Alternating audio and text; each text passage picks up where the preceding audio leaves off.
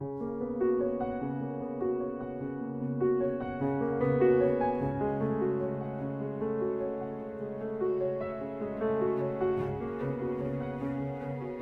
name's Monica Foley and I'm the youngest child of Thomas Henry Smith, who was in First World War at Hill 60, the first tunnelling company. He was a single man at the time.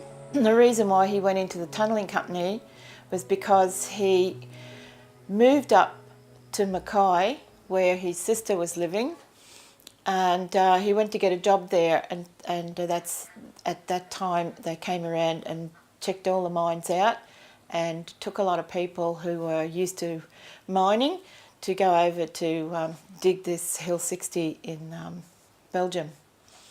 So away he went. He went out on a ship called Victoria.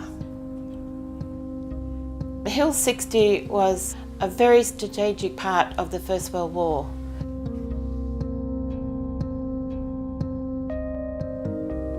It wasn't a very big hill, but to win it meant a great leap forward.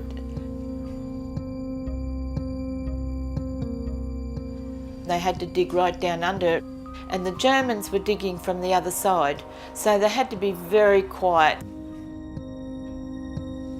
It was a very cold place. They had to give them rum. That opened up the capillaries so they could breathe a lot better digging underneath the Hill 60 because it was really cold. This is a commemoration jar. The little commemoration is what's at the main entrance to the Jazeen Museum here in Townsville. It depicts a picture of a man, how they had to sit at the front and lay partly on their back and dig away at the face of the tunnel, and then the guy at the back removing the dirt from the tunnel, and they've got on their feet covers so they can be quiet. Often there was breakthroughs in the tunnels where Germans and Australians would meet. There would be a fight and a lot of them would get wounded and killed because they'd break through. So there was a lot of listening with stethoscopes or whatever to pick up where the Germans were. And so this is full of red rum, which I haven't had a lot of, I must admit, but it's not a bad rum. My father was there from 1916 until the war finished, but he wasn't at the site when the war finished. He was very ill.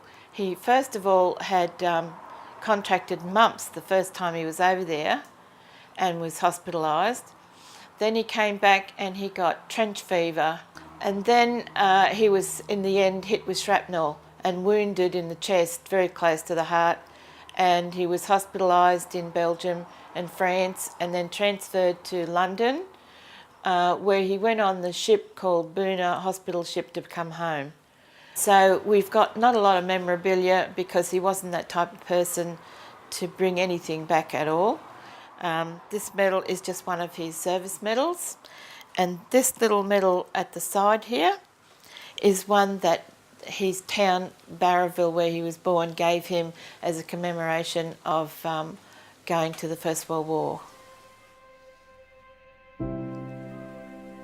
My dad had a market garden out the side of the house and grew a lot of rhubarb.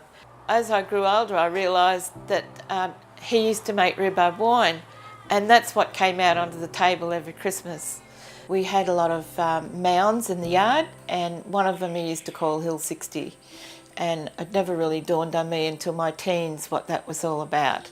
He was the type of person that he went, did the job, came back, recuperated, got over all his injuries, and just wanted to live a nice quiet life. And I can understand as I got older why he wanted to do that.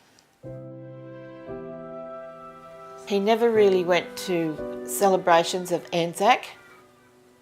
You'd find him in the garden on Anzac Day, and I think he was quietly just remembering all his friends that had passed away.